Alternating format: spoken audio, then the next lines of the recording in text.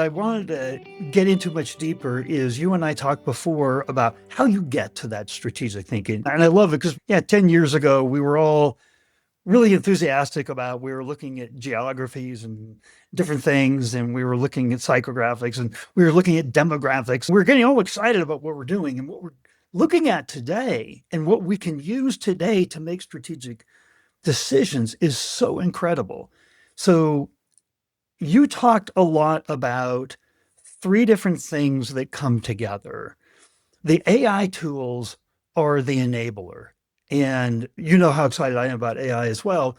But I had it put to me this way: the AI tools and the models, they're a commodity. You have the same models that I do. Your competitors have the same models that you do. It's what we do with the models. It's how we use them to extract the thinking and escalate the value. We've both been in business long enough that bringing together data and moving across data silos and fragmented systems, we talked about that 10, 15 years ago, right? Digital transformation was the big keyword. And we didn't quite figure it out then because we're still struggling with it today. If we had all the right data to connect to the AI tools, it would make such a huge difference. So we're still struggling with that. What does data mean in terms of getting to the right level of strategic thinking from just a data management perspective? What does that mean? What do we need to know?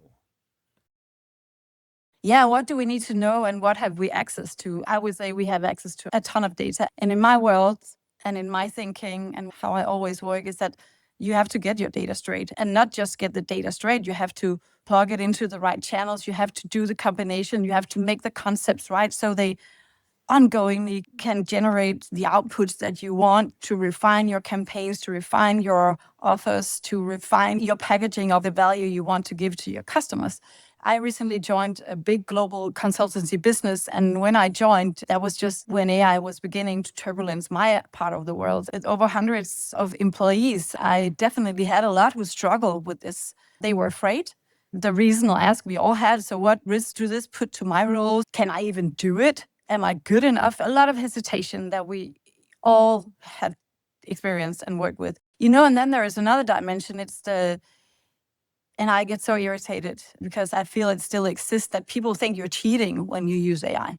You know what? That's crap, right? Because like you said, if you are not as good as your competitors and they are not cheating, they don't find it cheating, then you're also out of business, right? So let's stop feeling that we cheat when we use models.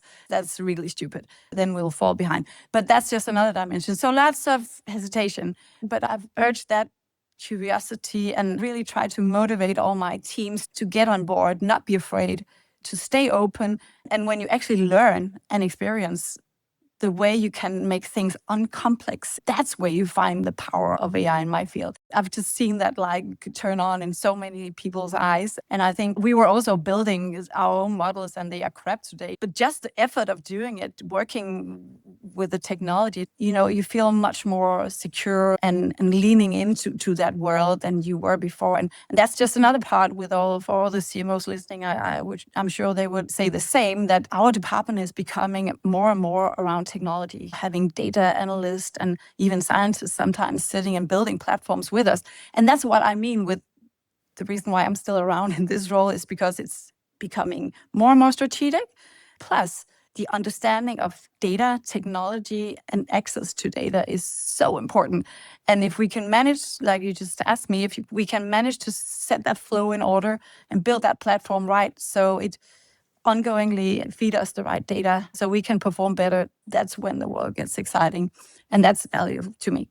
I also remember from our earlier conversation that I think you asked me whether my kind of role wouldn't be a chief customer officer in the future. And I think you are perfectly right. It's having the technology work for us and building it to serve us, but it's also to fill in all we can about the customers. I'm super positive about the future in this role.